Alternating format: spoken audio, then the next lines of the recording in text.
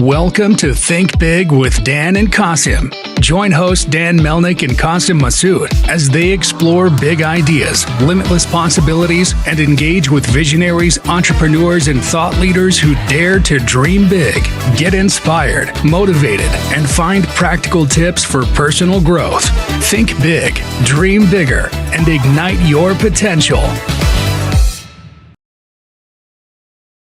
Welcome to the Think Big with Dan and Qasim. Today, our guest is Scott. Scott, how are you doing today? I'm doing great. Thanks for having me. Awesome. So, Scott, let us know where you live and what you do. So I live in Dallas, Texas. I'm a native of Dallas, and what I do is a lot of things. I have a really fascinating background, not something you hear every day. I'm a recipient of a life-saving heart transplant nearly 2 years ago. So I like to say that before I do anything else because I like to shine awareness to the donor community. I wouldn't be here without that, but have had a background really in sales and in revenue generation. Have been an entrepreneur a few different times. Currently, I work for Marsh McLennan Agency, and by its very nature, I'm a commercial insurance advisor across all lines of insurance. But I also have a platform called Heart of It Strategies, where we have 4 impact areas. I do public speaking. I do some very basic coaching for people in transition, either personally or professionally, called Navigator. I help small business owners because I was an entrepreneur and have been over the course of my career, sort of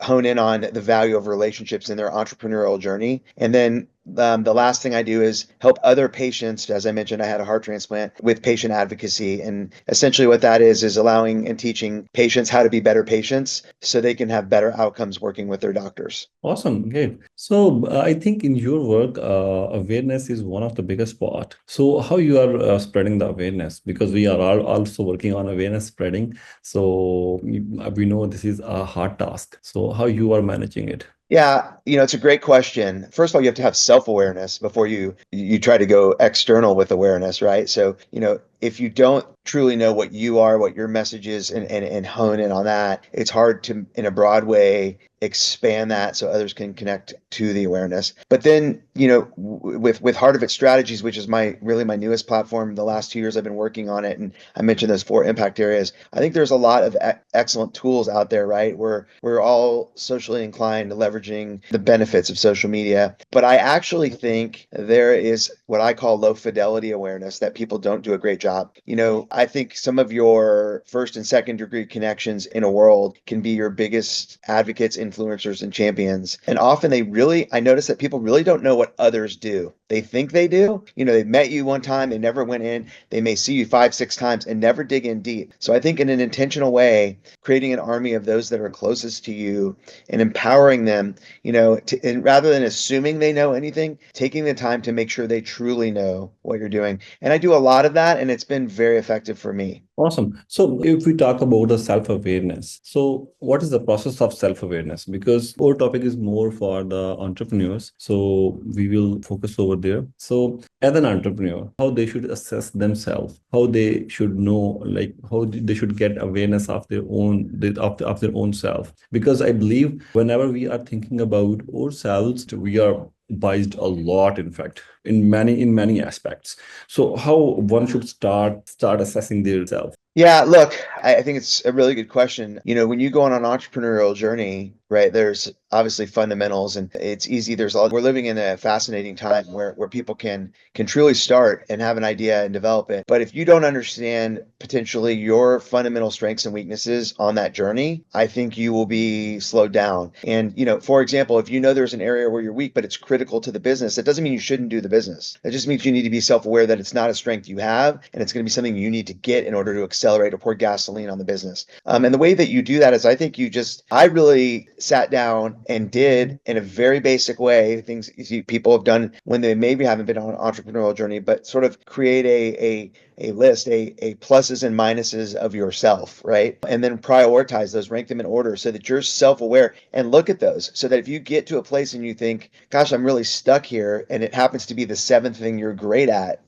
you don't stay stuck. Find somebody else because it's a weakness because you've identified that early on. Some people will hit their head against the wall trying to overcome something, but they're just not great at that. That doesn't mean they're not going to be a great entrepreneur. That means they're aware enough to know what they don't have so that they can give the business what it needs. Awesome. So, in terms of let's talk about the marketing side, because this is essential for every business. So every entrepreneur should know about it, how they should go for it. Many businesses rely on word of mouth and offline marketing as well, and some businesses rely on the digital marketing. So, and some of the businesses rely both of these marketing strategies as well. So, in terms of your side, how you are relying on social media, or you can say digital marketing and the offline marketing, like how much part is offline and how much part is online? It's important to understand that I look at marketing as a stew, Yeah. right? So there are a lot of ingredients that make a great marketing plan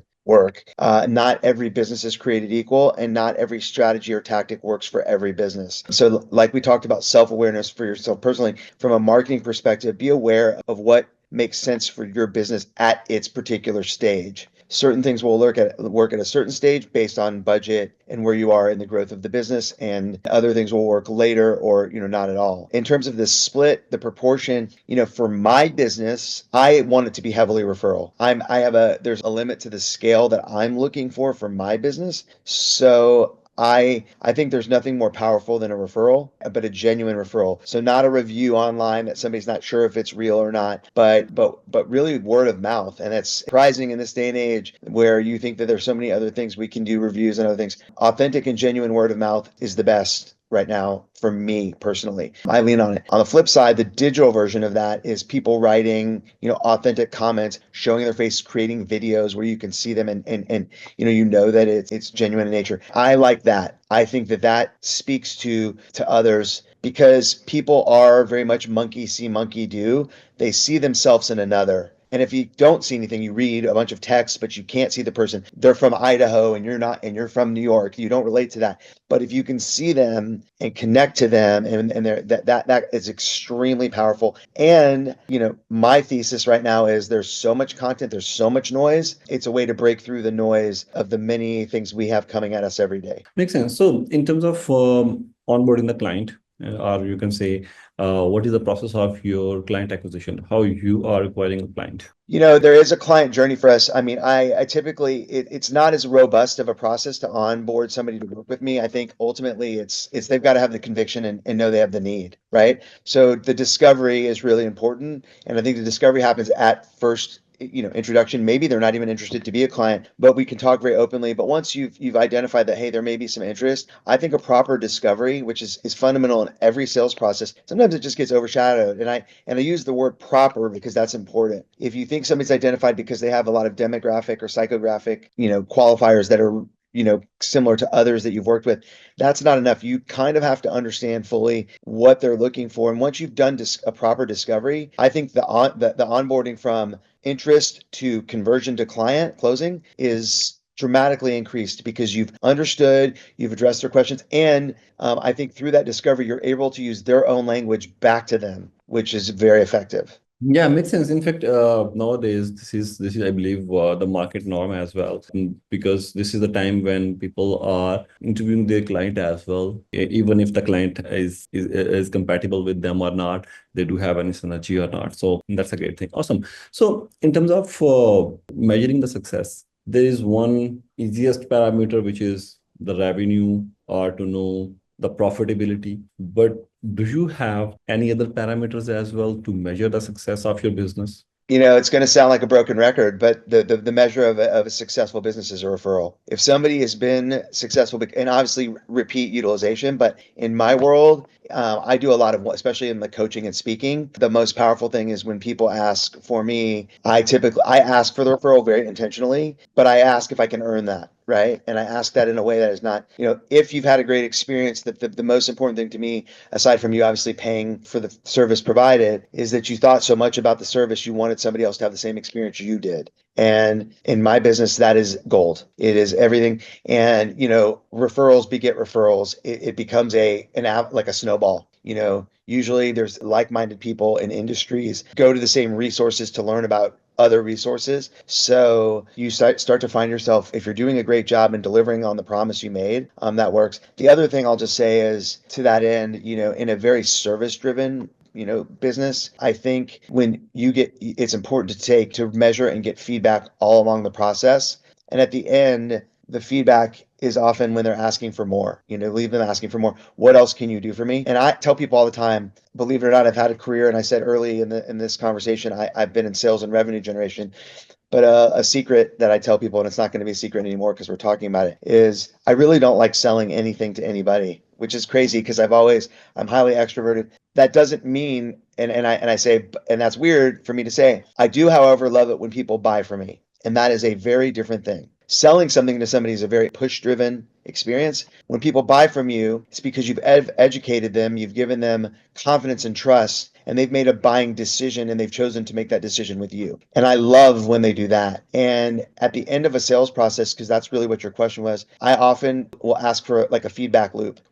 Did it meet the measure, because you made a decision to buy from me? Was this what you expected to buy? And if it wasn't, tell me why. And inevitably, if you're doing all the things I said, you set them up to want to refer you. So that's the power. Awesome. So when we say we rely a lot on referrals, in this case, I think this thing demands a lot of time as well. Don't you think that maybe it demands a lot of availability? So I'm not sure how you are able to manage this availability, because in this case, there's a Yeah. possibility that you are getting a lot of calls just for the Yeah. referrals on every day, and you have to make the availability. Look, I mentioned that I had a heart transplant and I was out of time. I did not know I was having the transplant, and I really was. There was no chance. The likelihood of me being alive to even have this conversation was not a reality, except for that it is, and I'm here.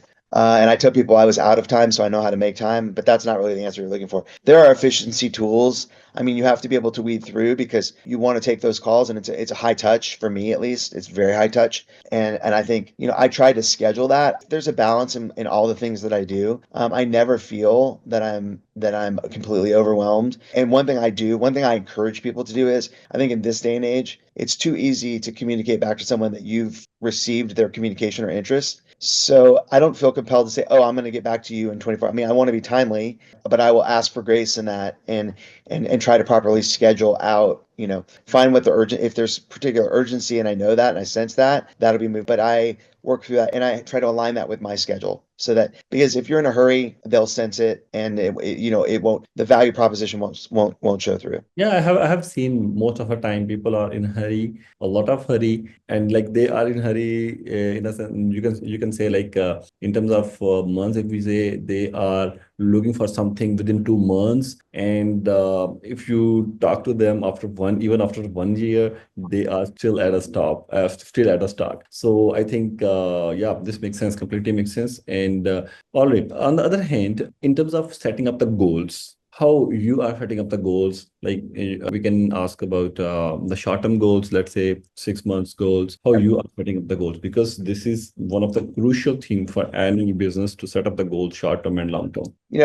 Goal setting is something I think we talk, it's been talked about all my life in various aspects of my life, right? As a young child, you set goals about what you want to achieve, maybe in scores in school and grades. I like to think about goals in a very consumable way, in a Mhm. bite-sized way. So I think about 1, 3, 5 year goals, but I really stay hyper-focused on my daily goals. I heard a famous commencement address. I went to the University of Texas. Admiral McCraven gave a very powerful commencement address. I think it was in the 2010, maybe a little later. I'm not exactly sure what year, but it's been some years. And he talks about making your bed every day. There's proven success that when you get up, he talks about 10 things to make people successful. And if you make your bed every day, when you get out of the bed, make it, you've accomplished one thing in a day. And it's a stacking effect. You've accomplished one thing, you can accomplish two. If you accomplish two, you can accomplish four. So I think in a bite-sized way, or a consumable way, setting goals on a daily basis, and in a very old-fashioned way, a to-do list, visually seeing your accomplishment is fuel. People don't do that. They forget, especially in this digital world. You're like, yeah, I did it. It's all done. It's really good to use manual, some of those very old manual things. Not all the time. That's short term. Long term, I think, is important to constantly state your long term goal. Okay. Reminding yourself and being okay to iterate on that goal. So slightly pivot. You might pivot in your business and you can pivot on your goal. Your goal might change because some things may have slowed you. That doesn't mean you just abandon it because the goal's gone. You are allowed to do that. But restating your long-term goal relative to the one-day tasks that I talk about, is important because you can always see the horizon sitting from where you are. And that's what I try to think about. Yeah, exactly. So in terms of goals, like this is very beautiful thing that you work on the daily goals as well, like bite sizes. I think best thing.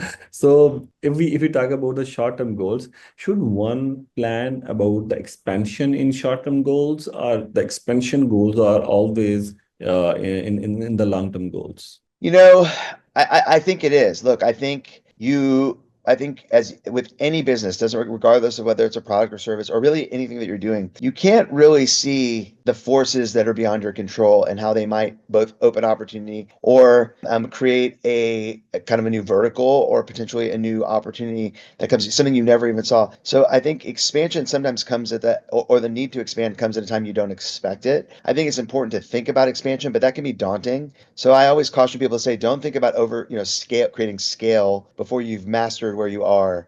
There's a lot of pressure to scale in this day and age just because of how hyper things are in the world. Things go so fast and they're tinder on a fire, really. So I think it's being open to the potential and understanding when it's right to scale and expand, but don't do it before you've really mastered, the recipe. Makes sense. So, in fact, in the industry of entrepreneurship, people are very afraid of pivot, even this word pivot. So, even if it is the pivot of your goals, or pivot of your ideas, or even pivot of your business. So, what do you think? How we should look towards this word like pivot? How often we should pivot about in our goals and vision and in business? So, is it a friendly thing or a scary thing?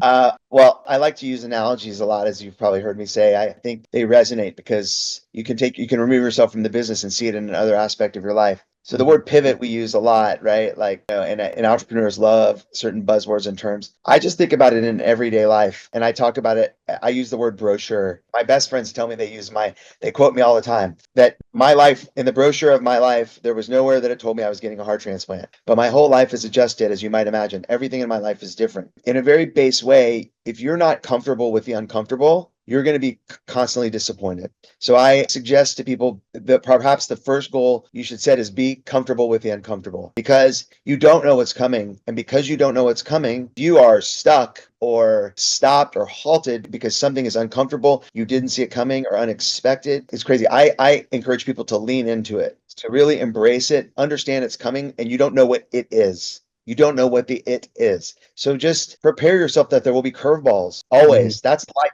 That's not just in business. That's in your whole life. So why would it be any different if you're trying to start a business? If you're buying a home and you bought it and you love it and everything else, and you move in day one, and now something happens, right, to the home that you didn't expect. You bought it, you looked at it 5 times, you go there on move-in day, and all of a sudden there's an issue or a problem. It doesn't mean the home, you're not going to live in the home. You've already closed the home. You have to work around the problem that exists, resolve and solve the problem. And it's those people in life that are successful. And it's those same people that are successful in life are typically successful as entrepreneurs or business owners because they can adapt. Awesome. That's completely makes sense.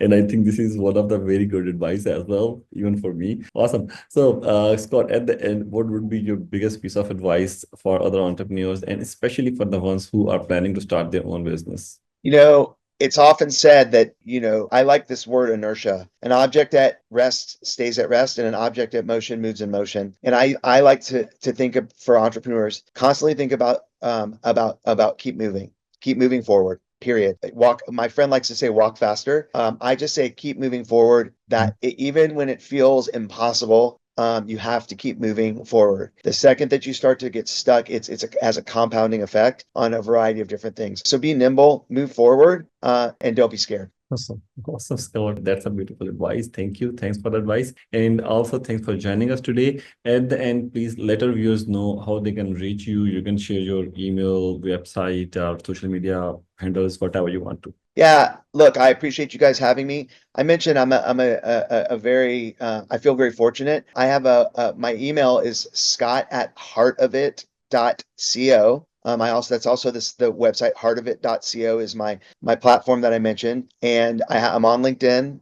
I also do a podcast, so I applaud you for doing a podcast. You can see us and hear more about what we talk about on our podcast because we love others that are doing what we do. We have a very different, and it's called From the Playground to the Foreground. We're on all major podcast formats in YouTube. So if you want to learn more about me through some guests like you, we have some great guests, and we're thrilled. So any of those ways, I'd be happy to talk to anybody who sees this and is interested in learning more about me, what I do, and how I can help. Awesome, Scott. And I would love, me and Dan would love to join you in the podcast, in your podcast as well. Awesome. So, well, thank you, Scott. Thanks. It was Thank a you great very much. discussion, and have a good day. You too. Bye-bye. Bye.